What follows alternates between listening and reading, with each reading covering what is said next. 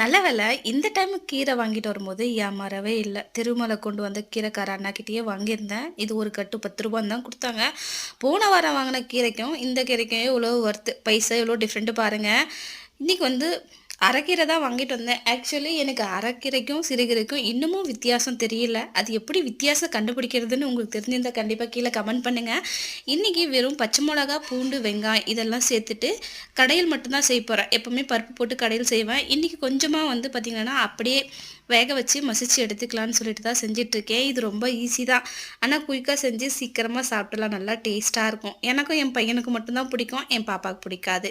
இன்னைக்கு ஈவினிங் வந்து குழந்தைங்களுக்கு கூழு செய்யலான்னு சொல்லிட்டு தான் மாமியார் வந்து ஊர்லேருந்து வரும்போது கம்பு, கேழ்வரகு இதெல்லாம் கொண்டு வந்து குடுத்துருவாங்க எப்பவுமே. கொஞ்சம் கொஞ்சமா நான் அப்ப செஞ்சு குடுப்பேன். அதனால கம்பு மிக்ஸில போட்டு கொர கொரப்பா அரைச்சு எடுத்துக்கிட்டேன். அதோட ராகி மாவு மட்டும் சேர்த்துட்டு கொஞ்சமா தண்ணி ஊத்தி, உப்பு சேர்த்து நல்லா மிக்ஸ் பண்ணி ஒரு 4 ஹவர்ஸ் அப்படியே இருக்கட்டும். ஈவினிங் டைம்ல குழந்தைக்கு இதோட நம்ப கூழ் செஞ்சு தயிரு, அதோட வெங்காயம் குடுத்தா ஈஸியா குடிச்சுப்பாங்க. நல்லா டேஸ்ட்டா இருக்குன்ட்டு அதையும் ரெடி பண்ணியாச்சு.